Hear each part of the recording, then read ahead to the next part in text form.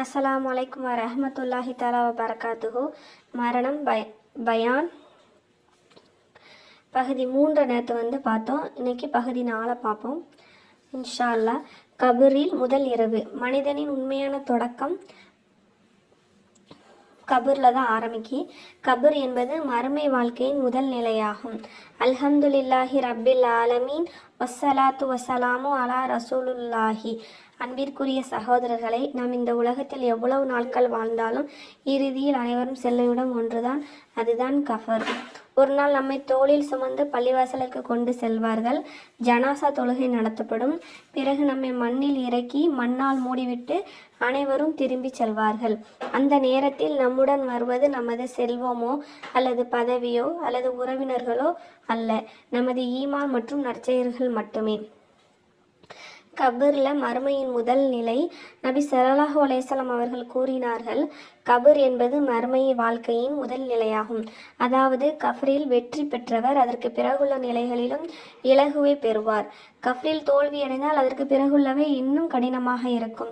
அனைவரும் திரும்பி சென்ற பின் நபி ஸல்லல்லாஹு அலைஹி வஸல்லம் அவர்கள் கூறினார்கள், ஒரு மனிதன் அடக்கம் செய்யப்பட்டு அவனுடைய தோழர்கள் திரும்பி செல்லும் போது அவர்கள் அணிந்த செருப்பின் சத்தத்தை கூட அவன் கேட்கிறான். அந்த நேரத்தை சிந்தித்து பாருங்கள். சில நிமிடங்களுக்கு முன்பு நம்மை சுற்றி நூற்றுக்கணக்கான மக்கள்கள் இருந்தார்கள். இப்போது யாரும் இல்லை. இருட்டு, அமைதி, தனிமை.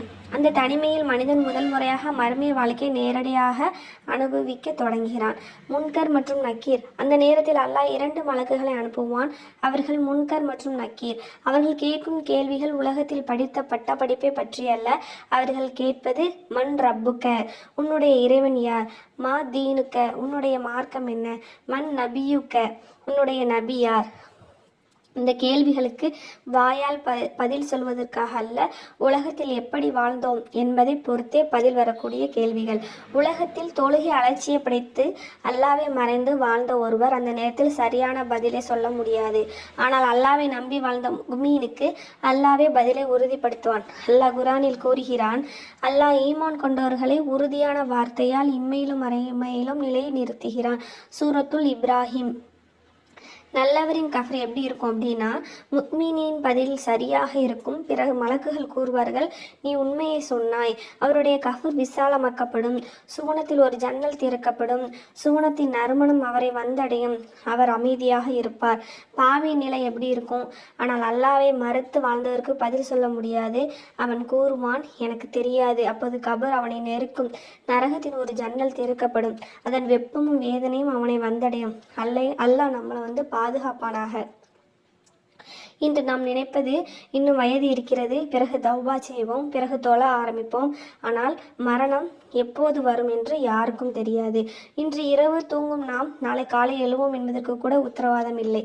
நபி ஸல்லல்லாஹு அலைஹி வஸல்லம் அவர்கள் கூறினார்கள், நமக்கு கற்றுத்தந்த சில அமல்கள்: 5 வேளை தொழுகை பாதுகாப்பது, குர்ஆனை ஓதுவது, பெற்றோருக்கு நன்மை செய்வது, உண்மையாக பேசுவது, ஹராமை விட்டு விடுவது, தௌபாவை தாமதப்படுத்தாமல் செய்வது, அதிகமாக அஸ்தக்ஃபிருல்லாஹ் கூறுவது, மரணத்தை நினைத்து நற்செயல்களில் முன்னேறுவது. இவை அனைத்தும் கஃப்ரில் மனிதனுக்கு நன்மையாக இருக்கும். நம்மை நாமே கேட்டுக்கொள்வோமே, இன்று நான் இறந்தால் என் தொழுகை என்னை காப்பாற்றுமா? என் குர்ஆன் ஓதல் என்னுடன் வருமா? என் பெற்றோரின் துவா எனக்கு உதவுமா? நான் செய்த நன்மைகள் என்னுடன் வருமா? இந்த கேள்விகளை இன்று கேட்பது நாளை கபரில் வருந்துவதை விட மிக சிறந்தது. அன்பான சகோதரர்களே, கபர் என்பது பயமுறுத்துவதற்கான ஒரு தலைப்பு அல்ல, நம்மை திருத்திக் கொள்ள அல்லாஹ் கொடுத்த எச்சரிக்கை. இன்று உயிருடன் இருக்கும் வரை தௌபா செய்வோம், தொழுகை நிலைநாட்டுவோம், குர்ஆனுடன் நம் வாழ்க்கையை இணைப்போம். மரணத்திற்கான தயாரிப்பை செய்து கொள்வோம். அல்லாவே எங்களுடைய கபர்களை சுவனத்தின் தோட்டங்களில் ஒரு தோட்டமாக ஆக்குவாயாக, நரகத்தின் குழிகளில் ஒரு குழியாக ஆக்காதிருப்பாயாக. ஆமீன் ஆமீன் யா ரப்பல் ஆலமீன். அஸ்ஸலாமு அலைக்கும் வரஹ்மத்துல்லாஹி தஆலா வபரகாத்துஹு. இந்த மரணத்தின் பயானோட பகுதி 5 நம்ம நாளைக்கு பார்க்கலாம்.